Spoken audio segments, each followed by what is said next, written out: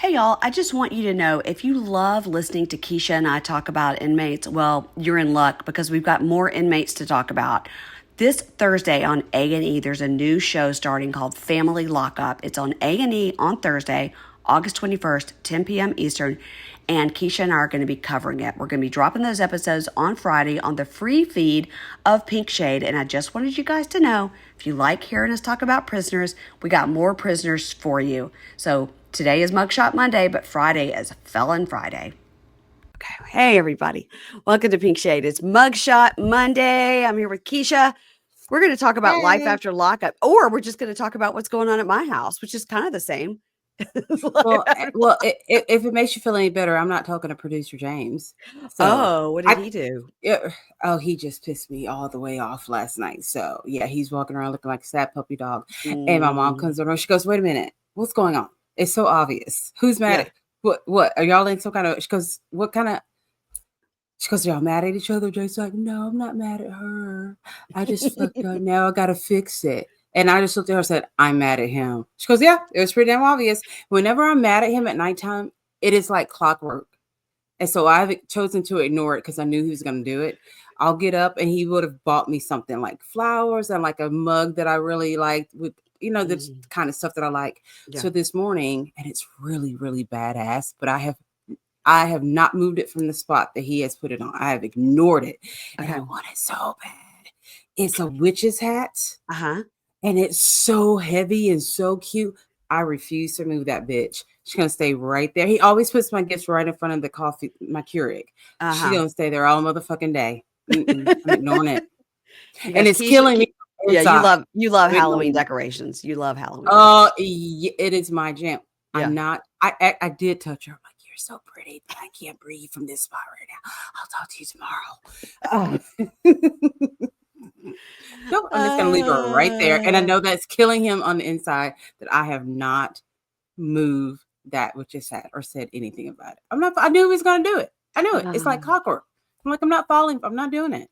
So. That is so funny. That is so funny. Keisha and I spent 10 minutes bitching this morning about what's happening in my house. And we log on and we hit record and Keisha goes, "Well, let me tell you what's happening over here." Yeah, I know. Like, I didn't get to tell you. If this makes you feel yours is busy. Mine is intense. Just like, he's like, "Do you guys, are y'all?" He noticed we were running late. He's like, "Are you guys recording at 11 or 11:30?" I didn't say anything. You're like, "It's none of your business." Yeah. I didn't say a word. Mm-hmm. Not a word. And he like Homer Simpson out the bedroom into the bushes. I don't know how you do I don't want to get any poor. I don't want to get any poor producer James DMs. No. Oh my God. Well, he listens, so he listens, so he'll hear this. Mm-hmm. And I don't say poor producer James. Whatever he did, and he has to make amends. I don't know. Oh, anytime I fuss at him or say anything, I get like 10, 15 DMs. Poor producer James. Like, he's fine. Literally, my response is, he's fine. Like, you guys have met him in person. He's fine. He's doing. He's fine. He's totally fine. Yes. He's fine. Oh, that's so funny, Keisha. Oh my goodness. Well, at some point here soon, you'll hear the dogs barking because Anna's going to come home to walk them. And oh my God, I'm so sorry. I have had coffee. Listen, it's okay. I got my Alani here. When we back in the day, Aaron and I did, and then Kimberly and I've done it a couple of times. We did like what's happening next door. And we had a next door segment. I don't think I have that. Let me see if I still have it on my soundboard. I used to have it on my soundboard. It was like dun dun dun dun dun dun. It was a full song that we had. Hi, neighbor. It is. Here it is. You ready? I'm going to give you a next door. Okay, ready? Okay. Hi, neighbor. What do you know? Yeah. We used to do a whole segment. Well, I've got a next door segment for you right now. Oh, party boy. No, that party Dang ended. it. That party Dang it. ended last night. They did have one last night. They did have one. They Okay. did have Okay. one. Anna came in the house to walk the dogs late in the afternoon and heard 3 girls standing in front of the house saying things like, "Well, my dad's a killer." So, great. Huh? Amazing. Amazing. Wait, just random girls? Do y'all know these girls No, or these were girls just they were going to the party across the street. Mhm. Oh, well, The my girls that dad's a killer. Well, my dad's next to a cell next to P. Diddy. Like it was that kind of conversation. Like Yeah, it was yeah, it was normal. like they were just chatting about yeah. Okay. Um, it's a real situation across the street. So, that's not even it. I have a Cuisinart air fryer, okay? It's a Okay. Cuisinart air fryer. It doubles as a Okay. toaster oven. It's very fancy. But what we've discovered in our family is we miss our old air fryer that was, like, more janky. It was just like the pull-out, Yeah. Hmm. like the what am I trying to say? Like a pull-out Yeah. You tray, pull out the like a little bucket tray. Yeah. like a bucket. Yeah. Yeah. Yeah. But we got this fancy one because, I try to be fancy and it matched on the Hmm. counter, it looked really nice, Of but it's course. more like a toaster oven. We Hmm. just don't like it as much. We just like the one with the pull-out basket. Right. We went with it for a couple years and now we've decided we don't like it. So I just took a couple of pictures of it. I still have the manuals, everything, posted it on Nextdoor and said, "Come and Yes. get this." It's Right. like a Hmm. I think I got it from Williams Numbers, a couple $100. It's been a few years. It's free. Come get it. I Yeah. literally wrote, "I'm not going to clean it. I'm not going to give you the dimensions. Yes. Here Yep. it is. Here's the Yep. picture of it. Hmm. Here's the manual. Look it up, whatever." When I Yes. tell you, within 30 minutes, I had like 400 DMs. 400. It was pages and pages and pages. Like my email is clogged. My thing is clogged. I'm like, people really want Damn, this they thing. really want that. So I just didn't even write any of them back because, like yesterday, we were recording and I was busy and whatever. And Yeah. so this morning, I just put one message and I copied it and just sent it to all the top 25 people that had written me, right? Because some people have written like 4 times. "It's still available. I'm still trying to come get God it. What's your address?" dang. Like, if somebody had written me twice, I sent it to them first, and then I sent it Right. to, like, the first couple of people, and then I went to the last couple of people. But, I mean, if I look right Right. now, I'm gonna have 50 new messages. Like, But it's gone, right? I have no idea. So, I wrote to all these people and said, "It's on my porch. Whoever gets here Yeah. first can have it." Yeah. That's what Okay. James does too. Yeah. So I put it on the porch. I did hear the dogs barking earlier. I have no idea if it's still out there. I should look on the Ring camera because then It's not there. I need to mark it as sold. No, When it's I not going to be out there. when I tell you people go crazy on Nextdoor, I had last week or 2 weeks ago, Anna had in her room, and you know how the teenage girls do. She had Mhm. a big, huge beanbag that was like that Yeah. fluffy material that Mhm. looked like a stuffed animal, like Yes. hairy almost. Mhm. And so that's been out of her Been there, room done for that. But it's been out of her room for a while. It was just, like, in the basement. I was Mhm. like, "I gotta get this big, hairy, gray thing out of my You've house." been saying that for months. I remember months ago you said you needed to get rid of that. So, finally, a couple of weeks ago, put the thing, put it on the porch. When I tell you the amount of people that were like, "How big is it?" Well, I go, "It is free. Come and I'm get not it. Pass measuring it. by. I'm not Yeah. measuring it." Mhm. Um, okay, so I'm gonna look right now at my Ring camera and see if it's still when I It's tell not. you and so Anna was back and forth texting this morning about when she's coming. I said, "If you see the toaster oven on the front porch, do not bring it in. It's Don't out move there it. for a reason." Um, yep, somebody came and got it, Keisha. Yeah, there's no way Sure. they didn't. Okay. So happy. I'm I'm so surprised there wasn't a fight in your yard about it. It would No, have been that's just the pretty damn people funny. that's just the people across the street when they have a party. Mary Um, Payne, I want to go snoop at one of those parties so freaking bad. I don't feel like I would have lived life if I don't get to go to that man's party. um, I want to I come see you so I can go to the party. The party that started yesterday afternoon Hmm. was 10 to 12 cars in the cul-de-sac, and they were all double parked and whatnot. So when they double park, then I think, well, Hmm. I could call the non-emergency number because Right. it's like dangerous. But then I didn't. I didn't do it. But the amount of conversation I had with my friends at the pool yesterday about the parties, and the young kids were like, "Hey, we want to know about the party." Yeah, that's how I feel. I'm like, has he had a party yet? Like, I want to come visit you and just say, look, I just need to stay at your house. You don't have to cook for me. You don't have to clean for me. I just need somewhere to lay down. I'm going to be over here the entire time. I'm just going to come over here to sleep. That's it. I got to be to this party. I want to see it. I don't think this is a party of people that you want to be around. I don't. I don't. But I see it and experience it so I can.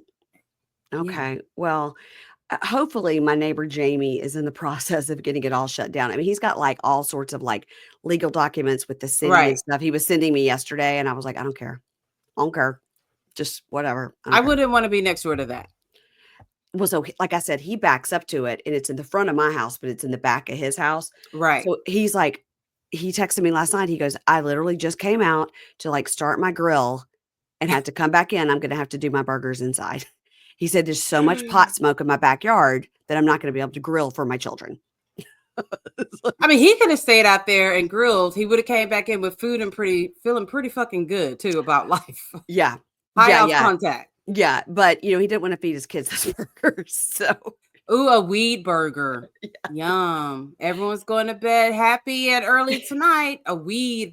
Maybe I should start that company. A weed burger. All right, guys. You're welcome. You guys, it won't be the first time this week I've had to make some edits on a podcast of things I've done or said or sneezed or acted. I was like, oh, dang, maybe I should not have said that name. That's people okay. will go to my Facebook page, look him up, and nope. He has a very high profile kind of. Quit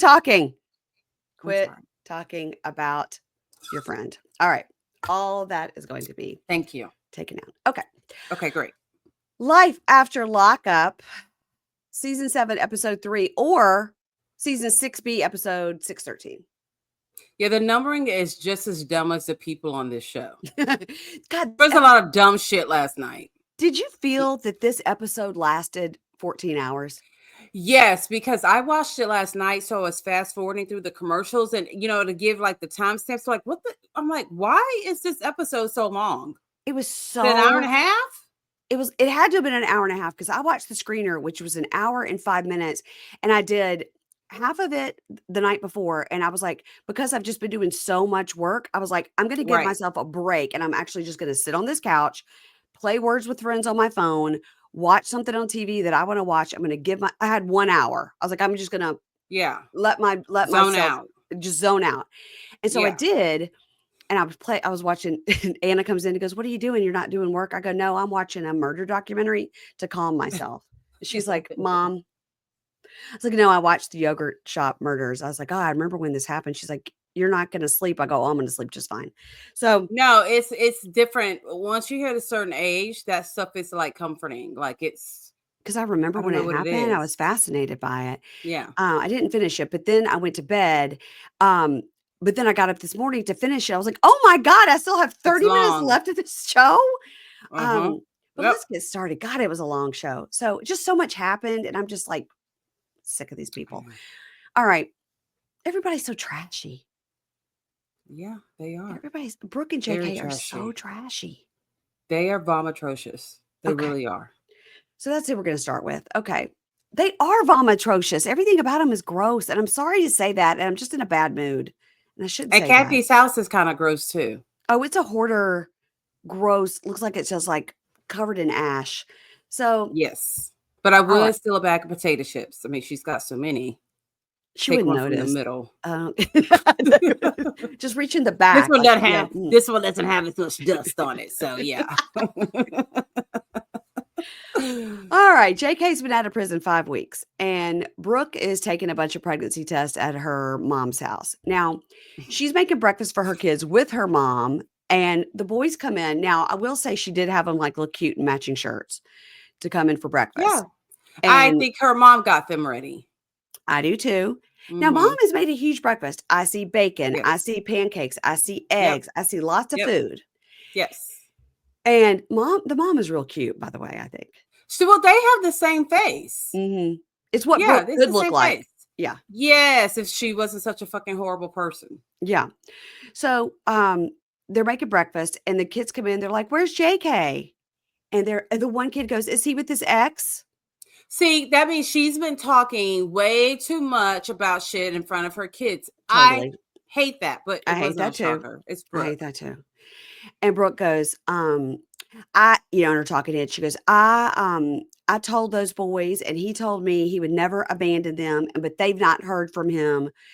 And so the island is still filled with food. And she's like, Yeah. go play video games. I was like, you going to leave all those pancakes there? I knew Keisha Well, was and I was noticing. like, they weren't. Oh, because I will tear up some fucking pancakes, extra butter, warm syrup. Has to be Oh, and warm. bacon too. Oh Bacon? man, You put that bacon in that syrup? Oh, it's so good. I would have never left the kitchen. I'm like, I'm just taking a food break, but I'll be back for more. I want I more. would have been like, That is crazy. I'll put my earmuffs on. Y'all can keep talking, but I'm going to eat these pancakes. It had to be for more than just those kids. Like, that was a lot of stuff. Like, someone else has to live there. Or it was like, we're going to put these in a Tupperware and this is breakfast for the week. We're going to microwave them in the morning before school or whatever. That would make sense. I used to do that. So Brooke and her mom are talking and mom's like, yeah, maybe JK's not such a good guy. And she goes, maybe he's not, but I guess we're going to find out because I'm probably pregnant. Oh, her And poor mom. when I tell you her mom is like, so I'm watching these two kids and you're going to that hoarder house, fucking on the floor, trying to have another one. Yeah. And why did she have to take the pregnancy test at her mom's house? Has she already been evicted out of hers? Yeah. What's about the house she lives in with Bonnie where she splits the bills? What about that house? Well, I don't know if Bonnie still lived there because I would have had to kick Bonnie out for telling my business. So she goes, oh, and also I lost my job.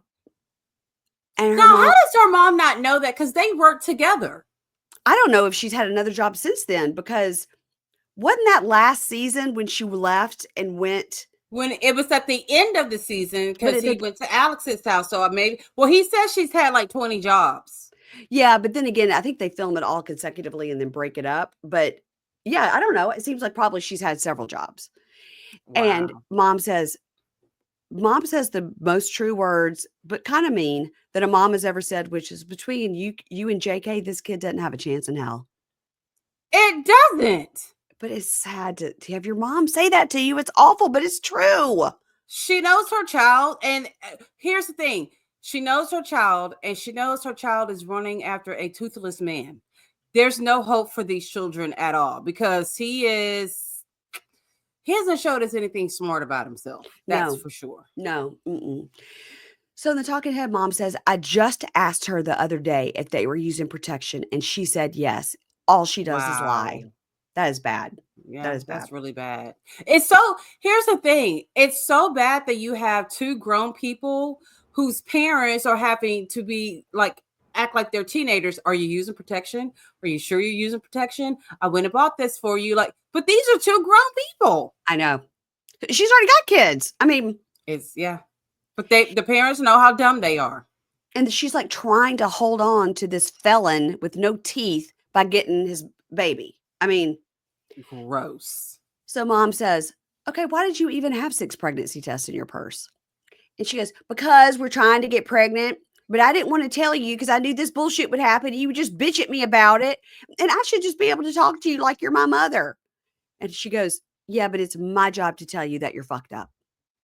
Yeah, and with her only having $23 in her bank account, like she said last week, pregnancy tests aren't cheap. She definitely bought a 20-pack at the Dollar Tree. Okay, so now the thing is, everyone's wondering, were those fake pregnancy tests, the positive ones? Oh, I haven't seen that. You can buy. Oh, yeah, it's on the Reddit. According to Amber, like, are these fake pregnancy tests? Like, what's going on with?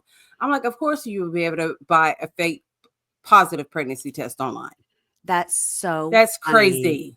But if it's a lie, I mean, you could literally just get like a Sharpie and do it, I guess, right? I mean, if you're, I guess she probably can't fucking draw a straight line. But did the pregnancy, because it's been a long time since you and I have seen a pregnancy test. Do the pregnancy test these days, do they say like yes or no? Instead of like with us, it was like a line, like a COVID test, you know? Yeah, that was when I was pregnant in Scholar. I had another pregnancy, and we took the fancy kind that says pregnant or not pregnant. Okay. So that would be harder to fake. Yeah. Big time, because it's like pregnant. Like it's like almost like it's computerized. It says pregnant. Yeah. Okay, so but she can't afford that shit. No, she went to the Dollar Tree, and that's fine. Whatever works. Yeah, that's fine. Yeah. So she says to her mom, she goes, well, what's done is done. What do you want me to do? And the mom goes, you need to keep your mouth shut until you have a positive blood test from your doctor. And she goes, Yeah. no, I'm going to go right now. Tell him about the situation. I'm only, and she's in her like torn up badass t-shirt looking like a full idiot. And that's why I think the tests are fake. Because you want to be 100% sure before you tell someone, especially someone who you're not with. Well, I think she's like, this is how I'm going to get him back because he's such a prize. Of course it is. Yeah, of course it is. That's why I wouldn't put her past her to buy the fake pregnancies. And then who has 4 positives and 2 negatives? Yeah, that didn't make sense either. And then also, I felt like she definitely could have used a shower. She looked like she smelled. She kind of always looks. The only time she looks like she doesn't smell was when she was faking going to work. She looked nice. Okay. So then she goes and hugs the kids and they're like, who are you? Okay, bye. So she goes over to JK's mom's house and she goes, he opens the door and and a hail of smoke with all the word art behind him.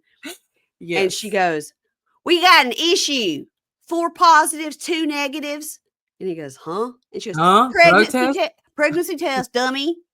He probably thought it was a drug test. Yeah, he was like, knowing what? him. He's That's like, what he's used to. I didn't even remember I took the drug test. Right. And he's like, bro, I can't believe this, bro. Now, wait a minute. I can't believe this, bro. But you guys have actively been trying to have a baby. And now that there's a possibility that there's a baby, now you can't believe it? They were literally doing like gymnastics and using like sperm swimmer. Yes. What was it called? It was like some kind of a lube or something like that. Because sperm don't know where to go. You got to like hold the legs in the air. Yes. And that's how most people do it. And so here's the thing, sperm have one job. They have one job. They know how to do it. They know how to do it. The talking Eddie goes, Brooke broke my trust when she lied about a job. It's a bunch of mixed emotions. What job do you have? No sense. I don't understand why he would break up with her about losing her job. Break up with her because she lied, but he's really laser because that's his sugar mama. I mean, so they go in the garage and he goes, I can't even believe this. I don't even trust you. She goes, that's great because I don't trust you either. And he goes, bro, you're just so hard on me. And he goes, we got to figure this out because, this is serious shit here. What am I supposed to do? Just walk in there and tell my mom that you're pregnant? And she goes, I don't know. Yeah. You can handle it however you want to. But she chose to go at the exact time that she knew Kathy and the stepdad would be home. It looks like it's like 8 a.m. It looks like they're just waking up. So he goes in there as like, mom, stepdad, whatever his name is. Yeah, what his name is. Come to the living room and they go sit in their easy chairs. And I noticed that they've got their easy chairs and then they got the couch. And then I noticed like another lazy boy that was like shoved in a corner that like they had to move so Brooke and JK could have sex on the floor. I was like, yeah, that's where his bed is on the floor. I guess so. And so he goes, we got a situation. And when he tells them the situation, I thought both of them were going to flip their lazy boys over backwards. They're both like, whoa. I mean, they are. It's funny. It's like bad. They are like, this is total. Is basically they should have said, God damn. Because that was like the reaction that they gave. It's like, we told you to do one thing and you couldn't even fucking do that. And mom goes, and they're like, you couldn't even, like, what's your reaction? And mom goes, what do you want me to say? Yippee-ki-yay, we're having a baby. And Brooke goes, well, that would be nice. You don't even know that you're pregnant. There was no reason for them to even go in and tell these people that because they don't know if it's true or not. No. And the talking head, Brooke goes, I mean, this is your baby having a baby. Why aren't you excited? Like, we're already aware that we don't have it all figured out. Like, don't you think your son will be a good dad? I already know I'm a damn good mother. So what's the problem? Girl, you haven't seen your kids in weeks. You are barely a mom at all. And like, she has no sense of urgency to get back to her kids at all. Like, she's living with Kathy. Making meatloaf for Kathy. Instead of cooking for her kids at her own house. We don't even know if she lives with her mom or she lives with that Bonnie or what. No. So the stepdad starts yelling at him at the top of his lungs. I told you, don't get that girl pregnant. You can't afford it. Don't come to us for money. We done told you. You stupid. Blah, blah. He's yelling at him.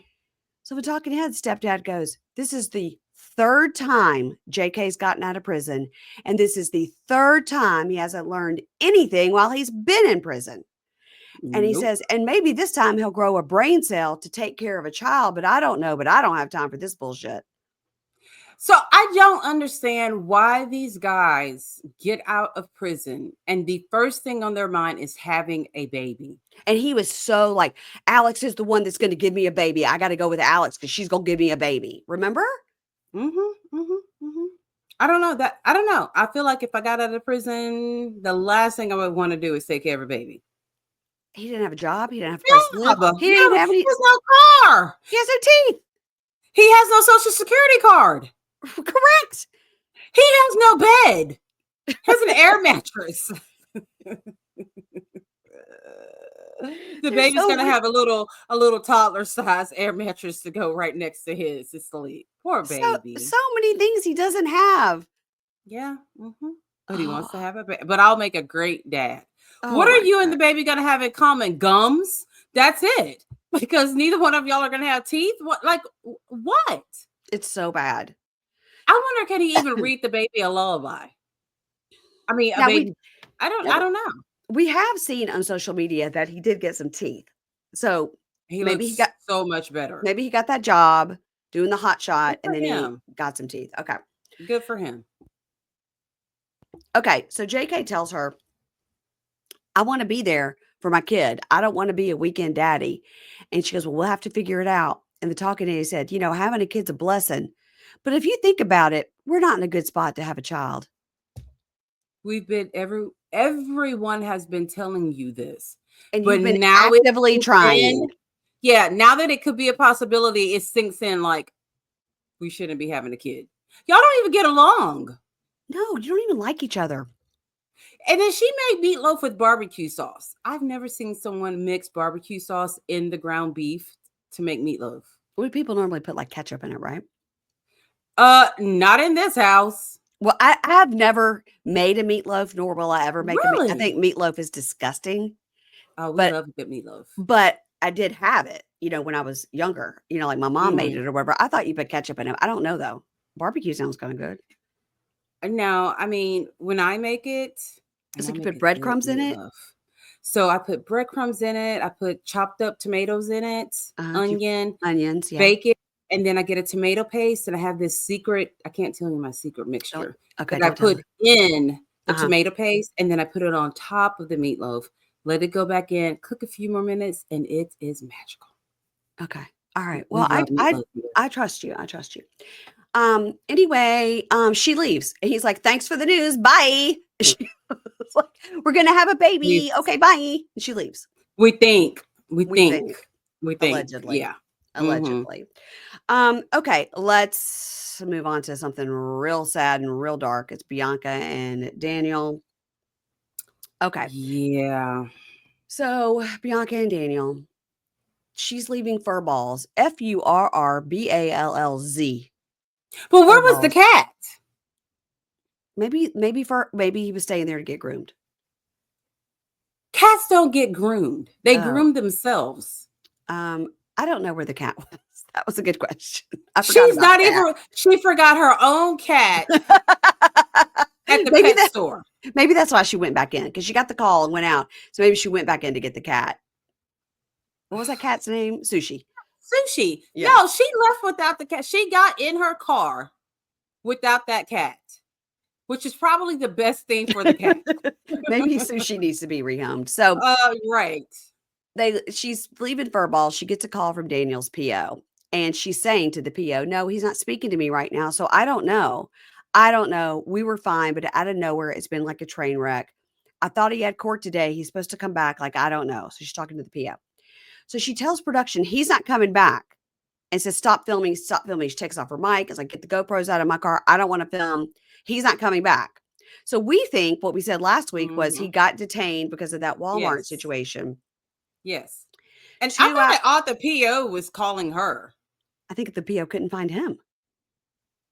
But the PO knew. The PO knew he wasn't coming back because the PO told her. I think the PO called to say he's in the other town in court. He's going to stay overnight at the hotel. Do you approve it since he's supposed to be coming back to your house? I think the PO had to get her to approve that it was okay that he wasn't coming. I think that's what happened because she's in charge of him technically. So I don't know, guys. So black screen of death, after speaking to producers, she agreed to film again. And so she's standing in the kitchen. So she calls him, but they're trying to act like he called her because he's like, hey, I'm just calling to let you know. But she called him. Right. Mm-hmm. And he goes, yep. So I just wanted to let you know what was going on. I have to do 80 hours of community service and I have to pay a $50 fine, which is pretty cheap. That's and, pretty cheap. I'm just going to stay in a hotel here because I don't like to drive at night. And she goes, okay. And he goes, wow, you sound like you have resting bitch face right now. And she did. That's the only face she has. And she goes, well, your PO called me. And he goes, oh, really? And she goes, yeah, she says now she doesn't think it's safe for you in this living situation. And he goes, oh. Hey, don't worry about that. I'm not going to dip out on you. Got to go. And she says, I'm not going to dip out, but I got to dip out. And she goes, the PO called me and basically said that maybe I'm the problem. And she goes, I don't know. He's being shady. He obviously wants to do what he wants to do and not come home. And she could tell production. She goes, normally what I would do, I'd go out and get drunk, but I don't drink anymore. And she goes, he's in a place where he did a lot of his crimes. So maybe he just decided to stay there and have a fun night and go score some fentanyl or something, which is probably exactly what he did, Keisha. I mean, there's she's a possibility not wrong. She's not wrong. I mean, yeah, but it could also be that he didn't want to drive back at night. And, I don't think that living with Bianca is the best thing for him either. Like, I don't feel like I'm beginning to shift to her side. I am. I mean, I can see it from her perspective, but I don't think she's like a super positive person. I don't think she knows how to be a good support system other than I provide you with this apartment and I buy you stuff. I don't think she's equipped to be an emotional support person for someone like him at all. And here's the thing. He just doesn't like her. Right. But I am beginning to feel her side that I think he's sort of icing her out. And I think he's doing a lot of shady shit. And the PO calling and talking to her is like, why are you calling me? You know what I mean? So I think that's what I didn't understand. Like, why is the PO calling her? Because I think he can't get it's weird. The PO can't get in touch with him. I mean, I think he's doing shady shit and she's starting to realize it. And so I listen, I never thought I'd be on her side here, but I think I'm on her side here. I do. Okay. So he says, oh yeah, I stayed out wherever he was last night. And God, I'm not looking forward to seeing Bianca. It's going to get messy. She keeps calling me. She loves to just flood me with messages. She's like the FBI. And I don't like how she makes me feel. I want my space. Yeah, I 100% can see that. Like, I think she needs an emotional support pet, but unfortunately she left that pet at the pet store. This girl can't even take care of a cat. So how is she going to be there for another human being? Like, I think she needs to be in her own therapy. I think she needs to go back home where she's got a support system, get herself together. This is not good for either of them. It's codependency. Yes. And I think he's starting to feel that, and it's way too much for him. That's not what he needs. And it makes her feel more anxious. Lying. He's relapsing. Yeah, he's not telling her. So, I agree. Yeah. So in the apartment, which I didn't realize they'd only like put the bed together. Just moved in. Yeah. They just moved in. Mm-hmm. So she's like trying to unpack boxes and trying to put a piece of furniture together. And she like breaks something and she's bleeding. And she's like, it'd be great if he was here. Like, and you have to imagine, he's like, we're going to get this apartment. We're going to do it all together, baby. Da, da, da. And then like he leaves and she's stuck with like this empty room, So I don't care how mad I am at somebody. I'm not putting furniture together. I love to fit furniture together, Not me. I know you like that shit. I do. No. So he talks to his buddy, Gary, and he's like, yeah, like I'm back in town, but I don't want to go see Bianca because she's annoying. And so I'll just come meet you guys at the bar. And he goes, yeah, I know, since I relapsed and everything, going to the bar is not good for me, but I'm just relieved. I want to spend time with my friends and celebrate. Now, this guy, Gary, it says like his boss and coworker clearly knows he's sober and is like, let's get Yep. drinks, get a Long Island iced tea, let's get drunk. I'm like, who the fuck is this guy? Yep. Not cool. Nah, where's Gator or whatever is Skeeter or whatever his friend's name is? I think it was Gator. Gator. Skeeter.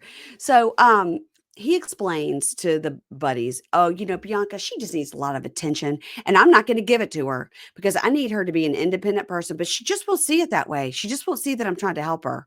Bro, you can't help anybody. You just got out of prison. What are you talking about? They are two people that have you ever seen two people more wrong together? It's just bad. Well, yes, Brooke and JK are a good example of two people that are wrong together. Yeah. Right. But these guys are equally as bad. They are.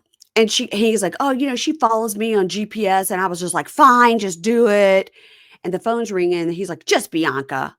Let me tell you what, if I ever saw on TV my husband going, it's just Mary Payne, I'd be like, we're getting a divorce. I don't care. It's been 25 years. Don't talk about me that way. Yeah, I don't think that's cool. Especially like he knows why she's calling. She doesn't know where he is. Right. And if she's tracking him, she could see he's at a bar. And that's not good. And so they're like, yeah, get her off your case, man. Girl, get a hobby. Oh, get the waiter. Where's a drink? I was like, these are not good friends. No, but she does need to get a hobby. She needs to get a job. She needs to get a job. She's laser focused on just him. She needs to go work at Furballs. She needs to go work at Furballs. No, she doesn't. Yes, she does. She needs to work at Furballs. She needs to go work at Hobby Lobby. She does not need to give direction to anyone about something that's living. No. Okay, she did like to make crafts, so Hobby Lobby might be a good spot. Hobby Lobby is a good thing for her. Yes. Okay. Let's move it on to Justine and Michael. So, it's 2 years out of prison. Good for him. So he's still talking about the salon barbershop situation and the wedding budget and whatever, and she storms out. So she's like, those look, horrible pants. What were those fuck? Like chaps over jeans? What was happening? It was bad. She has horrible taste. Like sometimes we see her in something that looks pretty good, but this was not it. I have yet to see her in anything that looks good. And she just posted a picture yesterday on Instagram because they were at some quote unquote concert he was performing at. Oh, yeah. And she's lost weight. But here we go. A person has lost weight. It says, hey, I'm this size now, so I need to wear this. And it does not look good at all. Right. This my mom says just because it zips doesn't mean it fits.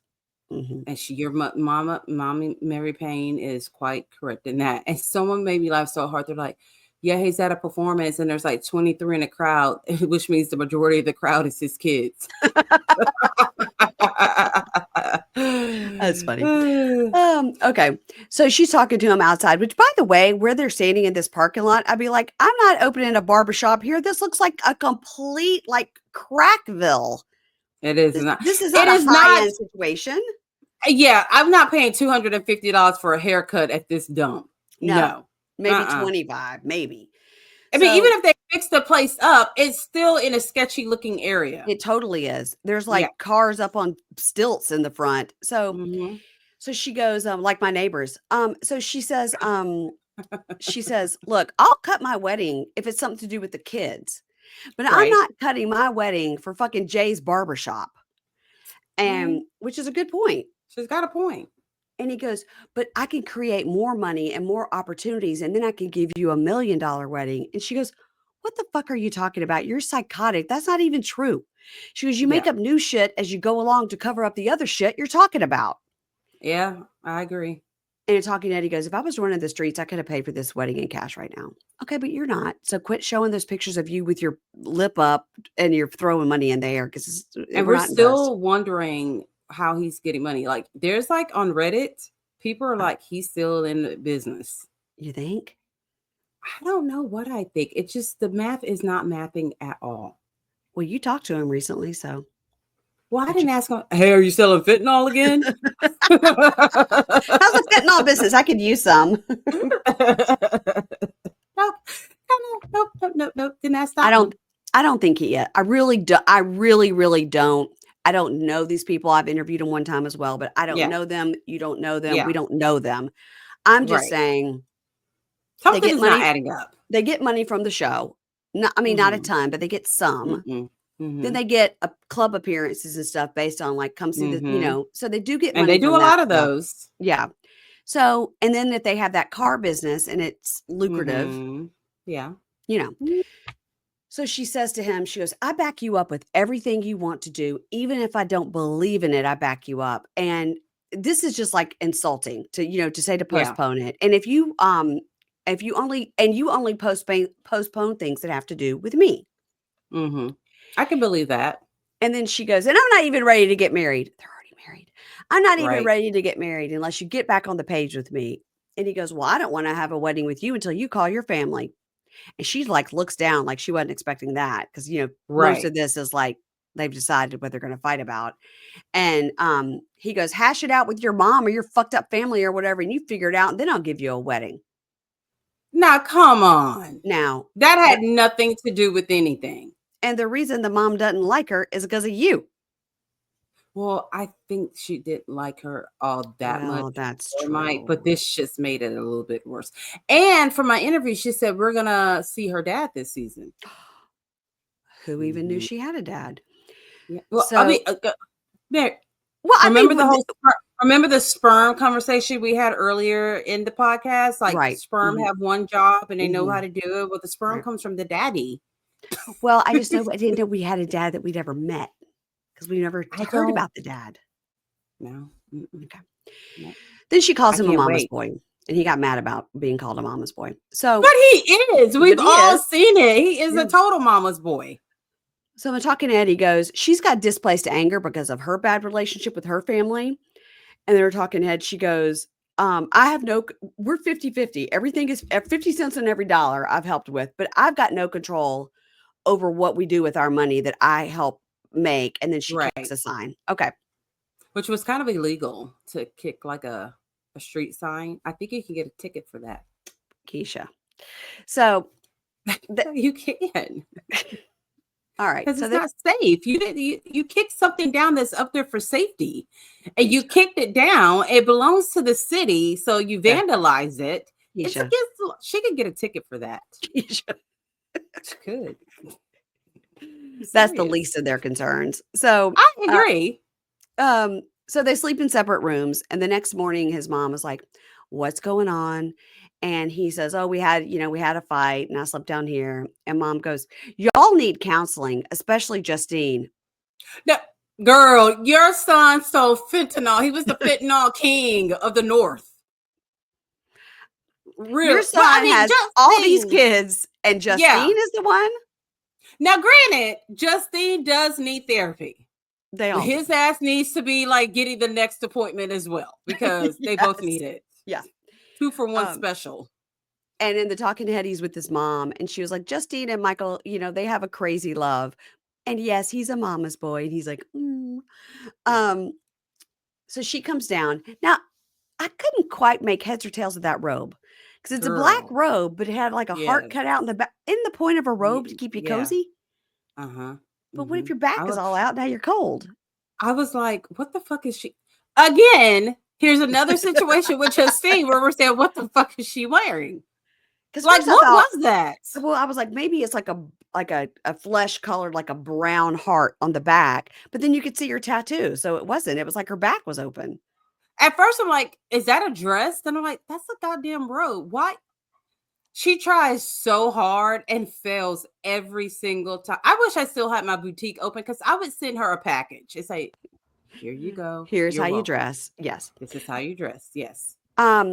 So she comes down and she was like, listen, I feel like everything that I want, I always have to put on hold. And he says, when have I ever told you no? And she says, when have I ever told you no? She goes, we're partners in everything. And you bringing up my family was completely out of line. It was. And then she tells us the relationship with my mom has always been hard. And we get some clips. And she's like, I've learned how to accept how it is. And then they kind of go back and forth. And she's like, if you would have come upstairs, you would have tried to be on me. And if I would have said no, then you would have turned over. And she goes, it's just better you fluffed your pillow down here. And I didn't try to come and get you. And that's it. Yeah. All right. Oh, those two. Leticia and Keith. Okay. Why? Mm-mm, Keith is a mm-mm. mush mouth. He sounds like he has a Popeye's biscuit in his mouth every time he talks. It's just yeah, and then he has a case of dry throat. Mm. Yeah, I don't it's know a what's lot. going on there. And I don't know if he has stayed on the clean and straight and narrow. Like, I don't know what's happening with him. We just know what's happening with her.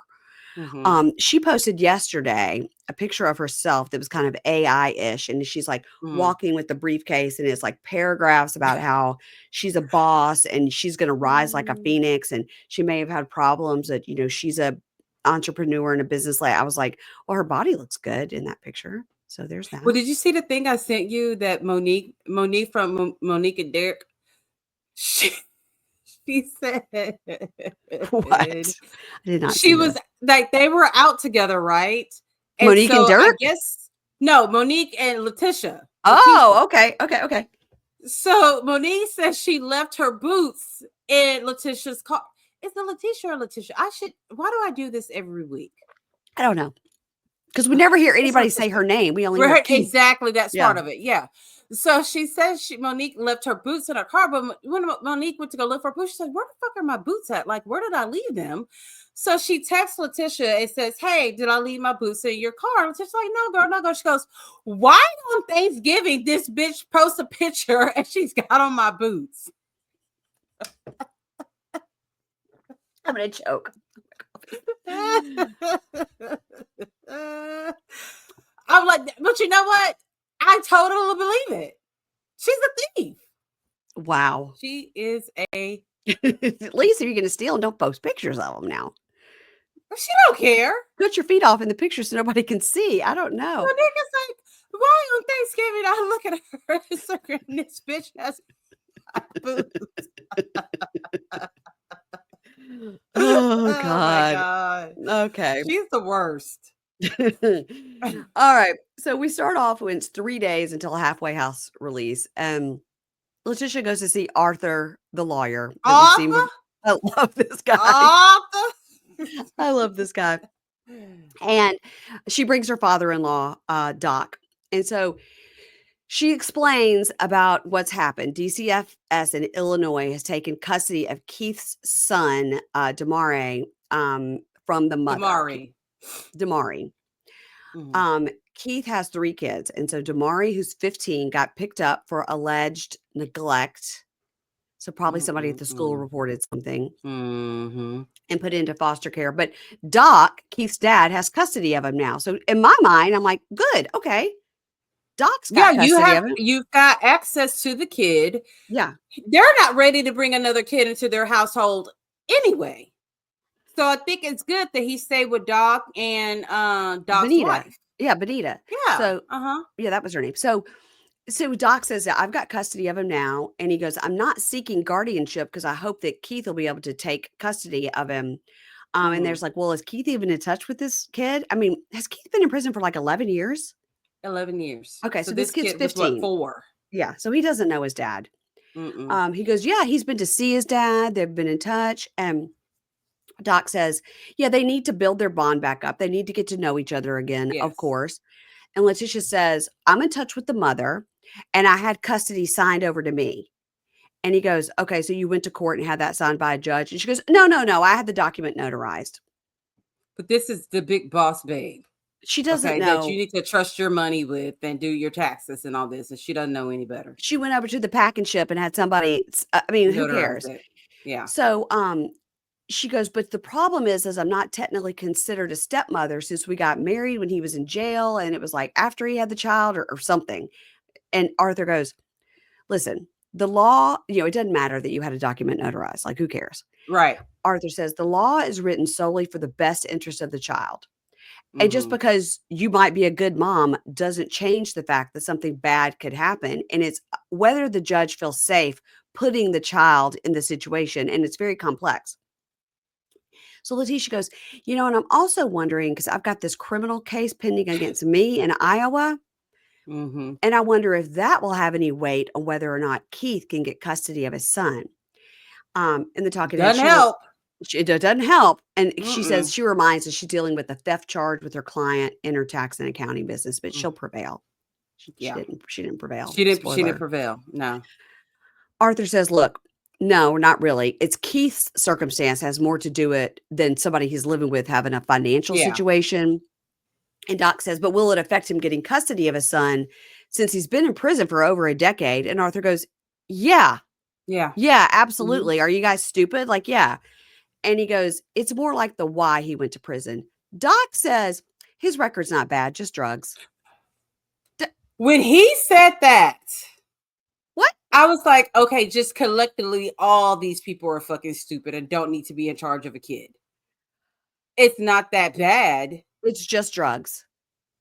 It's just drugs. Now, let's also remember what I told you a couple of weeks ago. Keith had a couple of violent Yeah. episodes in prison that In added prison. time to his sentence. But that record's not bad. It's not bad, Mary Payne. It's not bad. It's just drugs. And also I think he attacked like a prison guard and had like a fight with an inmate to include like bodily harm with a weapon. And he got like months added onto his sentence. Mm-mm-mm. So Arthur goes, listen, when there are drugs in the home, that leads to other things like violence. Police could be raiding your home. And even Yep. if he is trying to turn his world around, he's not going to be that person day one. And the judge is going to say he's not that person on day one. Right. Which makes perfect sense too. Yeah. And I thought Arthur's giving him tough love here, and I like it. He is. Leticia goes, well, he loves his kids, of course, and he's eager to get custody of his son. And Arthur goes, well, I appreciate that. But his son would not be in this predicament of being placed in foster care Yep. had he not been in prison. And let's not forget the fact that Keith still isn't even home yet. He's still in a halfway house. Yeah. And he says, remember, Keith wasn't there when his son needed him. Yeah, he was incarcerated. In the eyes of the judge, where were He you? still wasn't there. Not Yeah. home with your child. Yep. Okay. Now we're in Leticia's house, which could use a cleaning. And Always. she's talking to her little cute daughter, Jakira. And she calls her, what's she call her? Kira. She calls her Kira. Kira. Okay. Yeah. She calls her Kira. She's so cute. And she says, Dad's coming home. All right, we're going to make this cake or whatever. And she goes, now remember when Dad comes home, and she goes, he's the boss of the house. He can tell me what my chores are. I was like, what? Why is all of a sudden he the boss of that? What? He hasn't paid not one bill. This is He doesn't even know where anything is soon as he walks in the door. He will have to ask someone, where's my bedroom at? Where's the restroom at? He has nothing. He doesn't even know the lay of the, what is it? The lay of the land? Yeah, he's going to be like, hey, I need some extra soap. Can somebody tell me where I could find that where in this we keep home? the soap. Yeah, but he's going to be telling people what to do. I think not. And so she goes, well, I'm so excited for Dad to come home. He could take me to dinner and on vacations, and we'll really get to know each other. She's so cute, and it's heartbreaking. Yes. So then she asked about the sister, Zeruiah, who she calls Nana. And she goes, does Zeruiah know that Dad's coming home for good? And then she goes, yeah, but he's not her dad, but yeah, she knows. And she goes, well, he's not her real dad, but he's my real dad. And she goes, well, yeah, but he's not your biological dad. And she goes, what? Like, this child had no idea that this man is not her biological dad. She's like, I'm finding this out on camera?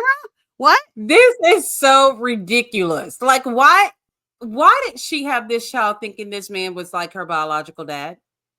Why has she not had a conversation with this little girl? Like, this is it just doesn't make sense. It is so LaTisha. It's so to upsetting. do some shit like this. It's so upsetting. And then explain it to her shortly and like it's no big damn deal. She goes, no, he's not your biological dad. And then Leticia says, look, she started calling him dad on her own. And once we got engaged, she chose him. He chose her. He's her dad. She says to him, she says to her, she goes, he's the one that takes care of you and loves you. So he's your dad. And she's like, okay. But I haven't like what? He's doing all these things, but he's not here. He does not have a job, but he is the father figure behind bars. That just doesn't. And when she first started calling him dad, that's when her mom should have stepped in and told her, this is not your dad. Yeah. I mean, you can call him dad and, but this is not your dad. But this is not your actual dad. So, yeah. Leticia says, look, it's just been us girls for a while. Now there's going to be boys here. Your dad's going to move in and 2 bonus brothers. Who's the other brother? What? I didn't know the other brother was going to be moving in until she said that. And how old is that kid? Because And there's 3 kids that he has. I think it's right. 2 boys and a girl, right? Right. That's what the pictures look Mm. like. Yeah. So, sweet little Kira's like, that's great. They can help me with the chores because look at this house. Oh my God. So, and the talking head, she's like, Letitia's like, I'm so excited about all this, blending the families and everything. But, Nariah, she's not into all that. She's a teenager. She's like, I do not know this man. I do not care. She's And good got for more her. sense than mom. Good for her. And thank God she has an active dad in her life too. Yeah, I think that makes a huge difference. She doesn't smile on camera. She doesn't look at the camera. She's like, I do not want to be involved in this bullshit. I'm 16. This shit is embarrassing. And I'm not even sure she likes her mom all that much. No, she's like, can I live with dad? This is getting crazy. Yeah. So she drops the kids off at school. They're probably 2 hours late because that's what we saw Like last they season. always are. Mm-hmm. Yeah. Mm-hmm. She's in a pink rabbit fur coat and driving a Mercedes for some reason. Well, she's had that same car each season that she's been on. Well, that's good. It's not like a new one. Yeah. Okay, that's good. Mm-mm.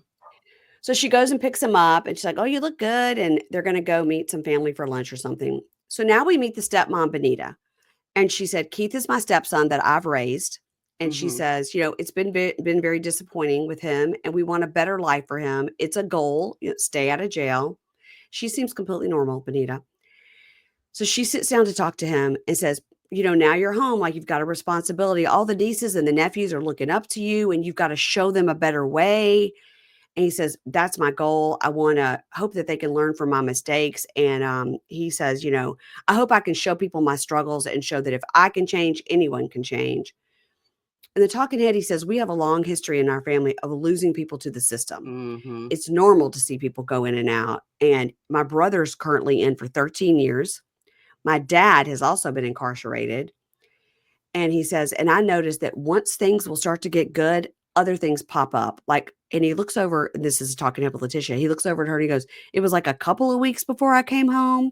The situation happened with Damare, and we're doing everything we can to get him. And right.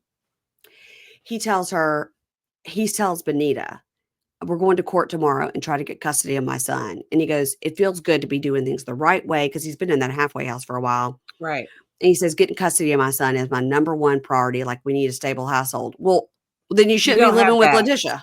I mean, no, that is it's not even a clean household. There's no stability there. No one actually has a job. It's just, well, I mean, who does have a job is Nariah. She's got a job. She does have a job. Thank God for Nariah, the most mature person in the family. That poor girl. I know. Okay, let's go to Zeria and Troy. This is the first time we've seen them. And I was like, are my ears ready? Are my ears prepared for all the screaming that I know is about to happen? Because all they do is scream and yell at each other. We didn't have any screaming on this episode. We didn't, surprisingly. But when Karen gets involved, they'll be screaming. Mm-hmm, mm-hmm. 7 months out of prison. They got a new place, a new house. They got a giant word art above the door that says Beyond Blessed. Okay. Mm-hmm. Isaiah is 11. He's helping decorate for Christmas. He's got a lot more personality this season. So, he's a talker. Yeah. So I'm not as worried about him as I was because he was very quiet before. Yeah. We see that Troy proposed again at the church, and he has started a business, waxing and buffing floors, and they're good with money now because whatever the fuck they were doing before, he would look baked all the time. And So they were literally smoking weed on the way to work. I think that maybe they seem good now because her Chiron says entrepreneur always and executive director or whatever and substitute teacher. So at the very least, maybe she's going in and being a substitute teacher. She's getting they're both getting a little money. So that's good. Good.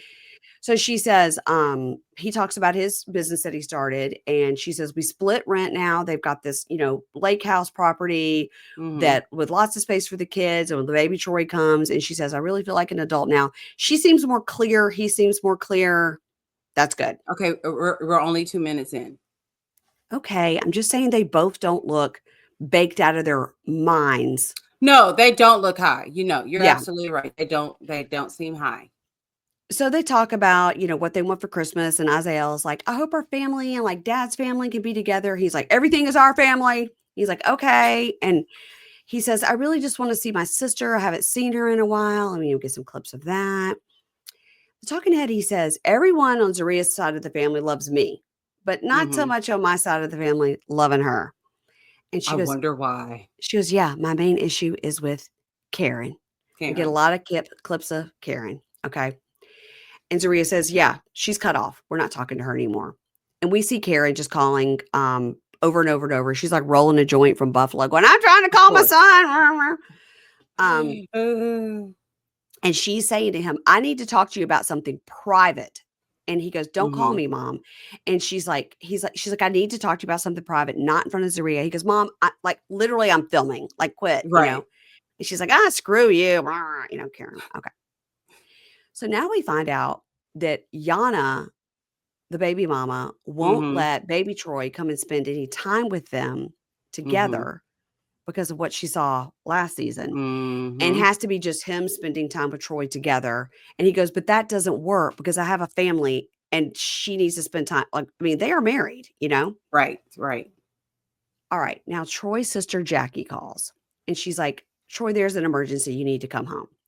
Our brother Vaughn is out of control. I'm really shaking up. He calls me constantly. And maybe if you come as the older brother, he'll listen to you more. Right. And in the talking head, Troy says, my little brother Vaughn is 26 and I don't want him to end up like me. I don't want him to be in and out of prison for his whole youth. Right. This is very, very heavy and very sad.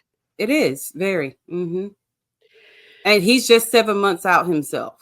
Yeah. And wearing a real bad bonnet situation on his head. Oh, yeah. Speaking of that, I forgot to mention Keith's hair. So somebody reached out and said, that's definitely all his hair. He definitely grew it out in prison and they're twisting it and whatever. But Keisha, that picture I sent you at the back of his head, those heavy pieces hanging on those little strings. Yeah. The picture you sent me, he's got hair added in to make the big twist. Okay. Because he's got those tiny little pieces hanging and those huge heavy pieces hanging down. And there's a lot of scalp that's being shown. Like he has some thinning of the hair. He needs to start over. Just get a nice haircut. Yeah, he's gonna have to shave it all off. Yeah, because that is heavy and it's pulling all his hair out. It keeps pulling it, and to me, it doesn't even look cute. That shit from the other night was not cute. I like the long twist. I like it like that, but it's because it's so so much. All I can see is the scalp. Yeah, it's so much. Yeah. Okay, I forgot to mention that. Okay, so all right. So he tells his sister on the phone, he goes, I deserve to have my first Christmas out here with my family. And she goes, I understand that you do, but you've been gone for 7 years. So who's been doing it all? We lost our brother. Like, who's been doing all this while you've been gone? It's me. And she goes, and I understand this is your first Christmas, but this is a crisis with your brother and I need you home. Not to mention she's had to deal with Karen too. God knows. So, in the talking head, he goes, on the one hand, it's my first Christmas, but on the other hand, I need to go there and be there for my little brother. But I know my wife is not going to be happy if I go to Buffalo. Oh, boy. This is not being explained. Is it December 2nd or December 24th? We have no idea. No, it could be like a week before. It could just be December. I understand they're decorating. I don't think they're decorating the night before Christmas. So I don't think it's like that. I think it is a couple of weeks before Christmas and he needs to go take care of it. He's going to be back for Christmas. Yes. Because I think if it was literally like December 23rd, she would have flipped out more. I agree. And I'm really like, no, this can wait till after Christmas. Like, well, not if the brother is like in real crisis and they don't know where he is. But we don't even know what the real crisis is. Well, that's true. I'm just thinking the worst. Yeah. Yeah. So Troy tells us, like, I've been trying to call my brother. He won't answer me. And, my brother feels like I wasn't there for him when we were growing up, but my mom had us separated. I lived with one aunt and he lived with another aunt. This is heartbreaking. This is bad. She just had her kids everywhere. And he gets his bags and he's going in the kitchen. He goes, I got to go to Buffalo and take care of business. Now, that's not cool. That would have pissed me off. You got to explain something. And he had a lot of bags packed. He did. He had like a rolling luggage, a big bag, and another bag. Like, what the fuck? And so she goes, wait, are you going to see baby Troy? And he goes, I'm hoping I'm going to get to see her while I'm there. And she goes, but if you're going to go see her, I want to come too so I could see her. And also, I really need to talk to Yana. Like, we got to get this worked out. And also, Keisha, who made them these matching hats? Why does she keep wearing these damn strawberry shortcake knitted bonnets on her head? He's got I a don't matching understand hat. it. Yes, I Keisha, know. somebody got 3 colors at the yarn store and made 2 hats to match. Who made these It's hats? sad. I don't know. But they most definitely were not ordered off of Etsy. Like, No. this is Somebody made someone them. down the street Mhm. who did this for them. And apparently, because they wore them last season as well, this is like their thing. I don't understand it. I think Azael made the hats. I think Azael has taken up knitting and he made the hats. And they have to wear them because the kid made them. That's what I think. Of course. Okay. Of course. Yeah. But they didn't have to wear them on camera. Also, I noticed, so she has my same pink Stanley Cup. This is not it. It's in the wash. But she has my same pink Stanley Cup, which is pink with orange letters on it. It's my favorite one. But she had a mini Stanley Cup on top of her Stanley Cup. I've seen those. Look, the little... It's to protect the top. Yeah, but hers is in the shape of a Stanley Cup. Mm-hmm. This is my lipsies. That's to make your lips not wrinkle. Remember, you told me that. She had a little mini Stanley Cup, and I just was like, all I can think about is Kimberly and Katie, because that's like our big thing is that Katie especially makes fun of the Stanley Cup so bad. And so for Christmas, I sent them each a Stanley Cup with mini Stanley Cups and all sorts of stupid accessories that hang off everywhere. Like, that is you can hold your keys, you can hold your lunch on top, like you can make it a purse. Jesus. Okay. It's ridiculous. So anyway, I thought it was funny. It made me think about maybe she's got a personality there that we just haven't seen. Okay. So she goes, how long are you gonna be gone? And he goes, I don't know, like 2 days. I was like, well, you got enough luggage for a month. A lot of stuff. Yeah. And so they start, arguing about it. And he's like, just be supportive. And she's like, I'm trying to be supportive. And then they fight, whatever. And he's like, I said what I said, like his Nene Leaks. I said what I said. Yeah. And he goes, I'm coming right back. And she goes, what I'm upset about is you're not including me. And he goes, I don't want to include you in this bullshit when I don't even know what's going on there. I got to get there and see what's happening. And then she's like, you're just running. You're always running. And he goes and cries in the bedroom. It's really sad. It's a lot on him. Like, it's a lot on him. He seems to be a very emotional person. Like, we've seen him cry. Yes. A lot. I just feel like he doesn't get peace anywhere. Yes, that's exactly right. Yeah. So I'm talking to Eddie. He says, there's a lot of hurt in Buffalo. I lost a lot of people when I was incarcerated. I lost my grandma. I lost my granddad. I lost my father. And my mom and I don't get along. And I know I have to deal with all these past traumas so we can move forward, which is all true. Yeah, he does. Yeah. Yeah. So he comes out and he goes, I'm trying so hard to be there for everybody. And that's my problem. That's my nature. I'm trying to help everybody. And I have to go there and I have to check on my brother. Yes. And she's all like, walk out. It's fine. You better hope you can get back in, whatever. And then she's like, Troy, girl. Whatever. She like raises up the window and yells out his name. She's so stupid. So on the talking head, she says, I do have to have a conversation with him about something else. And I don't have any idea how he's going to react. Is she pregnant? Well, I think she's pregnant. Yeah. She's pregnant. Okay. Yeah. I wasn't sure. I didn't know. She's been trying to hide that belly for months. Okay. All right. Let's finish up with Will and Courtney. Now, I hope Will has made the best decision of his life to drop this dum-dum. I hope. But I don't know. Really I don't follow them. I don't follow them either. Me either. So looking open-eyed and alert in a diary cam. She's at a new halfway house and she's like, I'm not feeling great. I don't like this place. So much fighting with Will. I've got no privacy here. Girl, you're in a halfway house. She says, I've got no privacy. You're not in an apartment. And she goes, so I'm just going to take my laundry to my friend's house. So we see the friend's house. Of course, it's this stupid guy who maybe his wife is at work. I don't know. There's so many questions revolving around Mark that we need answers to. We really do. So she goes outside and calls Will. And he's like, oh, what are you doing? I haven't heard from you in days. And she's like, oh my God, I started a new job and I'm just like working and I've been moving. And God, you left me here all alone. I don't even have a car. I'm just relying He on didn't everybody leave to you help there. me. What? He didn't. No, you were stuck there. Like he didn't leave you stranded. The law told you couldn't leave with them. And then you fucked up and now you can't move to be with him. It's your fault. And she just keeps blaming him for every single thing that has gone wrong in her life.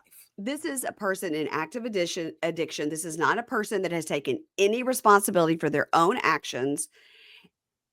Oh, she's so frustrating. exhausting. She's exhausting. She's exhausting to watch. So I can't even imagine how Will feels. Yeah.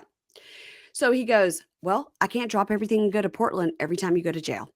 And he goes, but that doesn't mean you can't just be in touch with me for days at a time. It's really not acceptable. And she goes, and it well, wasn't. It's no not. excuse. No. And she goes, you're not going to support me. Then you deserve to not be talked to for a few days. Now she's playing her card here, which she thinks is I'm a hot girl and every guy will do what they want. But he's not playing this game. And she's not that hot. And she's not that hot. And he goes, well, do you want to be a single person? Because you're behaving like a single person. You should just be a single person. And she's like, oh my God, you don't even try to understand me. So he goes on and goes, this is not how married people act. You keep going to jail. You don't call me for days on end. And now there's this Mark guy who's helping you. Yep. So she goes, so you're mad because somebody else is helping me. Like, what the fuck did you think I was going to do? And he goes, stay out of jail. Not hook up with a sugar daddy, stay out of jail. And she goes, I asked you for money the other day and you got mad at me. Well, because the last time he gave you money, you bought drugs with it. And he goes, if you have a job, then why are you so stressed about me giving you money? And she goes, I just started working. I don't have a major. So LOL, she got a job at a body shop because she has experience flipping cars. I mean, use your experience. I mean, good job. I mean, she did something smart. I liked how she goes, the people that I'm working for, believe in second chances, and they didn't care that I had grand theft auto charges stealing cars. They're going to let me work with these cars. Okay. They're really taking a chance because that bitch at any given moment should say, I'm oil change is done and take off in that car. And so she goes, Will promised me $1,000 a month. He's only sent me $300. And if he doesn't give me money, somebody else will. Okay. Look what you did with the 300. Right. Exactly. You immediately got what you get, GHB. She got GHB, whatever. Date rape drug. So he says, first of all, you're not even denying this guy Mark is your sugar daddy. And she goes, you're saying sugar daddy. I'm saying friend. And she laughs and she goes, you're just jealous because he's here helping me and you're not. And he's like, no, So I'm talking to Eddie goes, yeah, between like spending money on her in prison and buying her a ring and the wedding and all these things, I've probably spent $15,000 to $20,000. So I decided when I left there, I'm just not going to give her any money. And he goes, and since she got arrested for GHB, that was the right choice. Yeah, he is finally coming to his senses. God, I didn't think he would, but he really. Well, let's see what he does next week. But so far, it looks like he's on the right track. And by the way, like when we first saw him in the first couple of episodes, he looked so good. And then he wore that tracksuit and now he's like in a tank top. And it's like, bro, cover up. He really looks like he's been through it. He really does. He really does. He needs a Caribbean vacation. He needs a little sunshine. He most definitely needs some sun. Yeah. He and Bianca need to go somewhere together. Vampire Island. Yes. He and we forget that he has his own sobriety that he has to deal with as well. So poor Will. Yeah, good point. So he goes, I just go date Mark. And she goes, I don't want to date Mark. And she goes, why do you keep talking to me about him being a sugar daddy? And he goes, well, he clearly wants to fuck you and is spending money on you. He's like, I don't even know this guy or what he looks like. And I can tell you, right? But I know. Yeah. And she goes, I mean, he clearly wants to fuck me. I mean, who in their right mind wouldn't want to fuck me? A lot of guys. Now, I think she's doing all this because Mark has come outside and she's trying to show off, but we're not seeing it yet. Most definitely. Yep. So they go back and forth and she goes, you're making me feel like shit. And he goes, girl, I care about you and I want you to not fuck up anymore. like, who's there? Who are you with? And she goes, I'm alone. What do you mean? And Mark goes, it doesn't matter who you're with. So, of course. Mark wanted Will to know that she was there with him. Because she was given the impression that possibly she was at a female friend's house. Mm-hmm. Doing her laundry. At least that's what she wanted Will to think. So he goes, hey, I'm not asking you to be perfect. I'm just asking you to stay out of jail for a couple of weeks. Yeah. And she goes, you just don't even understand the struggles. I'm adjusting to life outside of prison, and you're just not even encouraging me at all. And I've got real life problems, and all you do is bitch at me and tell me what I'm doing wrong. And what did you expect when you found a girlfriend in prison? Martha Stewart? So okay, she had a point there. Well, Mark thought that was real funny. So she's now, that's what I'm saying. Now she's trying to show off, right? So she goes, you're the one who signed up for this shit. He goes, well, not anymore. And she goes, hey, I know what I did. I fucked up, okay? Like I fucked up one time and you're bouncing. And he goes, though. And he goes, you're not a wife. We have to break up. And in the talking head, she goes, Will just nags me so much. He just adds so much stress to my life. He does not. You bring all the stress to yourself. He has made it so you could have a really cozy life if you would just behave. Delulu. Yes. So she cries to Mark, and in his apartment, he takes down her photos and throws them in the trash. And she was like, he didn't even give me a chance, and I love him, and I want to be with him over everything else. And then we see Mark walk in this bedroom and lays down on the bed to console her. And he says, you're more of a woman than I could ever imagine. You have so much ability and life ahead of you. You're going to be okay, girl. He like kisses her on the cheek. Ew. Ugh, gross. And she's like, thanks for the pep talk, Mark. Ugh. So outside, they ask him, are you and Courtney intimate? He's like, I mean, you want me to tell the truth? I mean, look at all this. Of course, who wouldn't want this? And who wouldn't get it with Mark? And I think she's probably giving him a hand job at most. I don't know, because he insinuates, yes, they've had their fun and they've been intimate.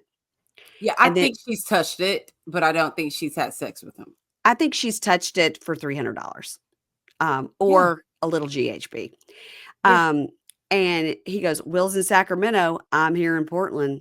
Yeah. So then we go to her in a talking head, and she's not quite as clear-eyed as before. Nope, she's not. And they gave her a break, and they shouldn't have given her a break. They shouldn't have said, you could go take a smoke break, because I don't know what she does. Nope. And they ask her, are you like intimate with Mark? And she goes, I mean, yeah, he's into me, but no, like that'll never happen, with her eyes like rolling back in her head. So I think she means as far as he's not going to actually fuck her, but she'll do everything else. I think she's like, I'll let him touch my boobs if he'll give me some money. Yeah. And let me do my laundry. Yeah. Next time on Life After Lockup. Oh my God. Life After Lockup. Troy talks to his mom, Karen, and was like, she's my wife and you're my mother. And she said, you tell your bitch to choose her words. I'm Karen. Oh God. I wonder if she still have that pot line, Black Karen. That shit is so funny, Keisha. It is she funny. Created a pot line called Black Karen. Black Karen. I think it's hilarious. It's a play on so many things. Yes, it is. Yes, it is. Okay, so Kiana is bringing those cupcakes to the party of the kid, then she's not allowed to go to the party. And Wig, we're just calling her Wig now, right? Wig.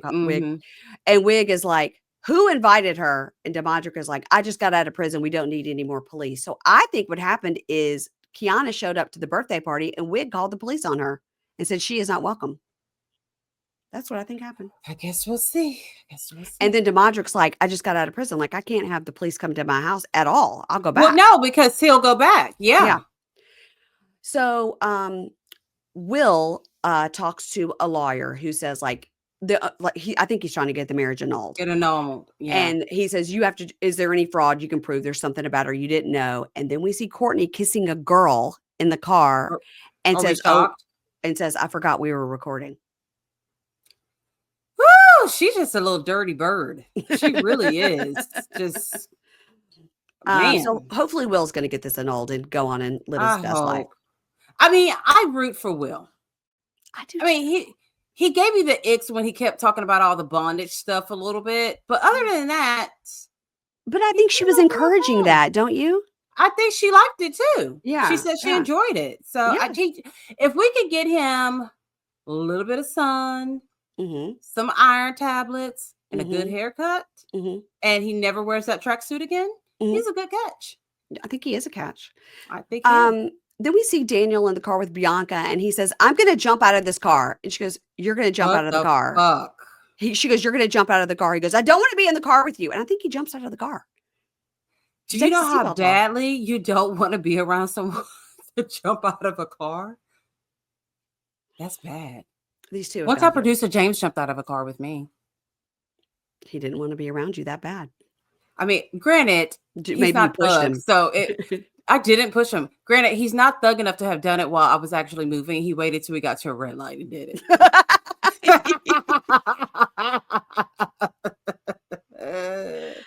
Oh my God. Oh God.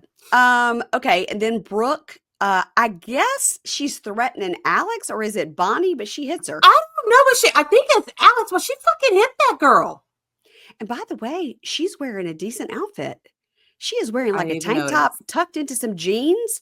Like, okay. She's not wearing a size XXL t-shirt and shorts. Like, she's in a fitted outfit that looks good. Well, if you're going to slap a hoe, you need to look good while you do it. And your clothes need to be tight so they can't grab onto anything to pull you down. Yeah. I guess she's not that goddamn dumb. Yeah, dumb. But I couldn't tell if it was Alex or Bonnie because they kind of look alike. I thought it looked like it was Alex.